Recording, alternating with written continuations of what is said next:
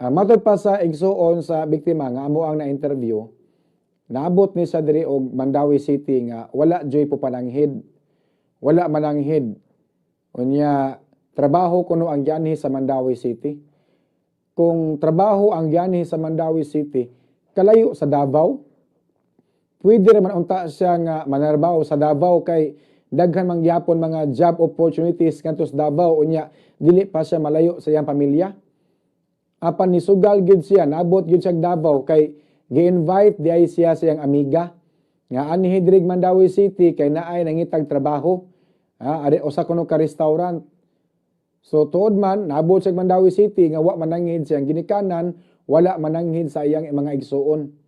Nga naabot siya diri og Mandawi City. Nakurat na lang ang igsuon sa namatay nga biktima kini si Riami Tukmo. Kay last week mga kabombo matod pa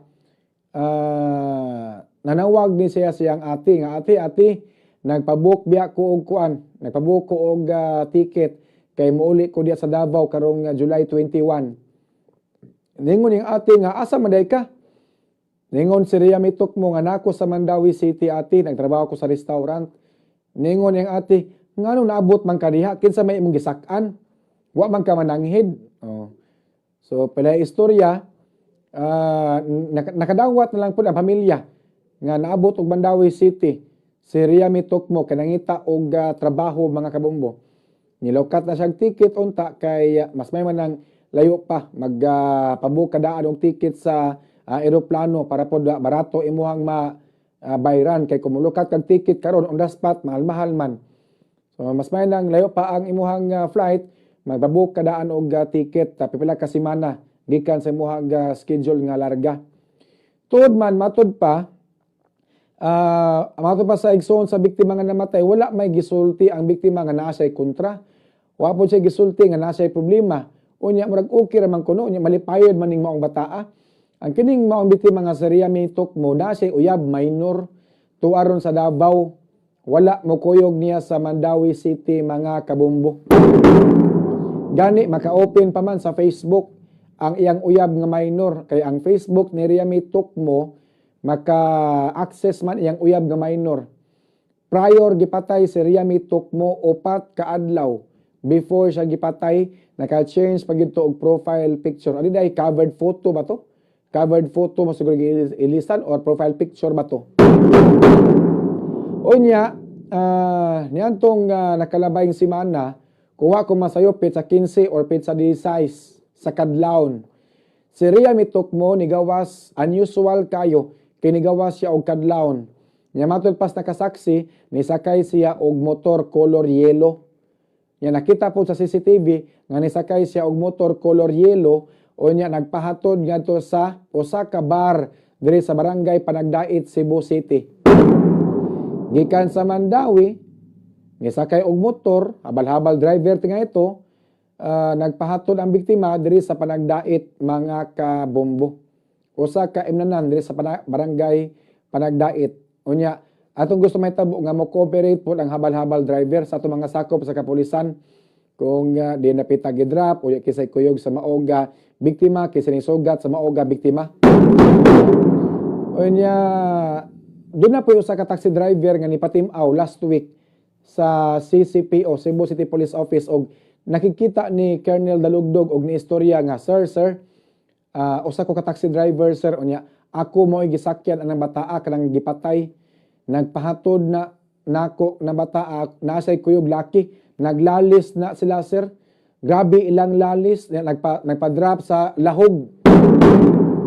So nagpa-drop kuno sa barangay Lahog asa kadapita sa Lahog basta mo ni isulti sa taxi driver nga kana sa Riami Tukmo na say kauban laki ni sakay og taxi nagpa-drop kuno sa Lahog nya naglalis kuno mga kabombo. Unya pela istorya guman nga milakaw si Riami Tukmo kadlawon wa na gyud siya makabalik sa iyang gipuy-an nga boarding house.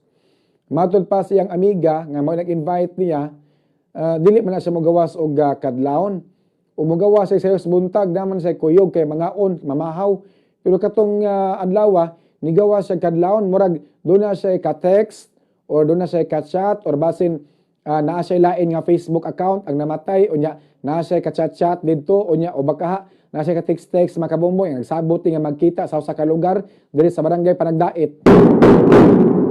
Og tuod man nahitabo na lang nga niadto pagkapit sa City hapon. Mga alas 2 pasado nakit-an ang maong patayng lawas ni Riami Tokmo gisod og karton gilabay dapin sa kalsada sa barangay Tisa mga kabombo. Pag-ukab sa karton nakita ang patayng lawas sa babae napuno sa mga paso, napuno sa mga bunog, gitorture gyud na murag gituok, murag gihikog ang liog, gihigtan pang kamot, ayan igahi nagmaayo. Ang mga panit nga paslot na kay murag gisunog, murag giyab-an og ini tubig mga kabombo. Ang naong dili maklaro kay gisunog ang naong. Grabe ka torture. Di na ko mahulagway ba ang grabe ka sakit sa mga biktima sa diyang gipaantos nig maayo. Kanang masunog ka sa takob sa kaldero, mapasok ka sa takob sa kaldero, mapasok ka sa kandila, mapasok ka sa katol, mapasok ka sa plansa, puwerting sakita ana mga kabombo. Kana mo kaon kag kanon nga init kayo, puwerting sakita. How much more kanang sunugon imong naong? How much more kanang sunugon imong lawas mga kabombo? Tanawang biktima nga napuno man sa bunog nga sunog bang panit ani.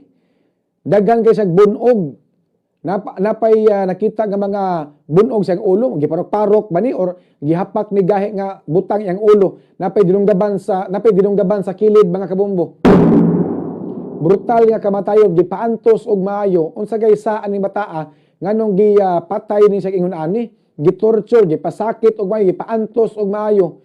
Og dunay kalagot ang kining responsable, pusilon para kausara, dunggabon para kausara. Pero lahi ang gidangatan ni Riami Tokmo tungod kay gipaantos og maayo.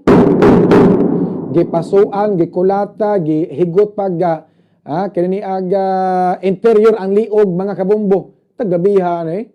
Grabe ka brutal. Gidangatan sa maog biktima niya giputos og habol nga puti. Nya kining habula, kining puti nga habol, mura man habol gikan sa check-inanan. Kabantay ka mo check-in ka mga kabombo sa usa ka hotel nga dunay short time. Di ba na naman habol nga puti. Murag mao ni ang gihabol sa maong biktima, mao ni giputos. Unya kini pong mga karton nga gisudlan sa matang lawas sa biktima o kining habol nga giputos sa lawas sa biktima, i-preserve gyud nato ni. Kay gamit kay mga fingerprint ani. Time will come og natay bunloton nga posibleng suspect. Time will come og dunay mga makita nato nga kitawhan na mao ni suspect atong kuhaan og fingerprint. O niya atong i-match sa mga fingerprint nga nipilit diya sa karton, nga nipilit diya sa habol nga giputos sa patayng lawas sa biktima. Kaya kini atong fingerprint wala man ni sama. Kung atong bunluton si Talpulano, ikaw may suspect kay before namatay ang biktima, nagkuyog mo ng adlaw. Di, kuantang fingerprint. Pak. Di ko mag-call fingerprint, i-match sa mga fingerprint nga nipilit sa karton o nipilit sa habol mga kabombo. O mumatch gani, di bingo na. Kaya man isama atong fingerprint mga kabombo niya ang suko, nagwantis biya sa latong time magamit na nga circumstantial evidence mga kabombo. Plus, mga CCTV camera, bisa man to walay witness gyud nga nakakita ato sa pagpatay sa mga biktima. Apan mga circumstantial evidence magamit na nga tumbok sa suspetsado nga may nipatay sa mga biktima mga kabombo.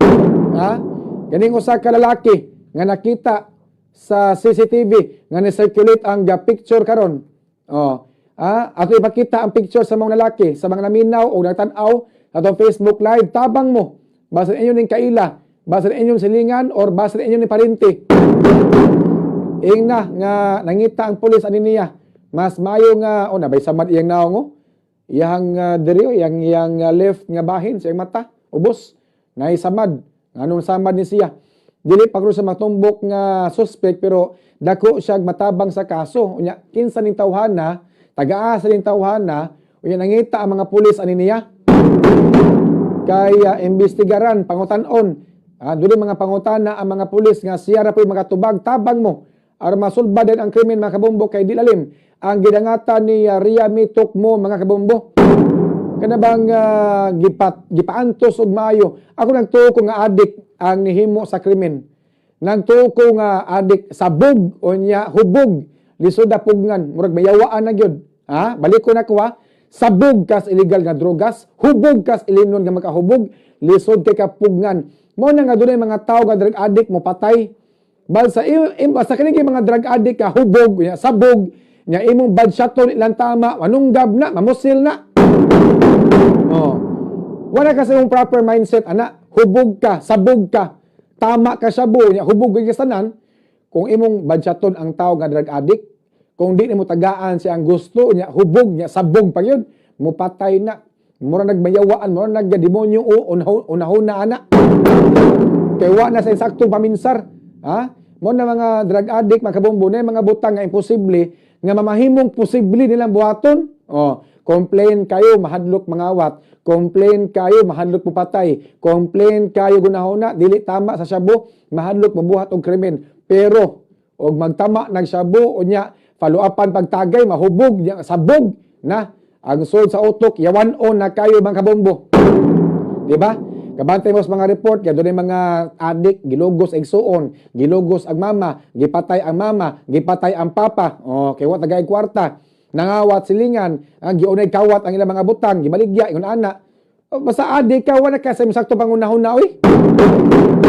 Dako ako pagtuo nga adik ang nipatay ni Riami Tukmo.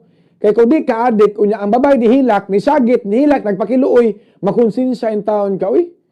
Makonsensya kay nagsagit sa biktima tabang luoy ka, tabang kadang maluoy ka. Yan ang sagit sa mga biktima. Maluoy ka, ayaw, tabang.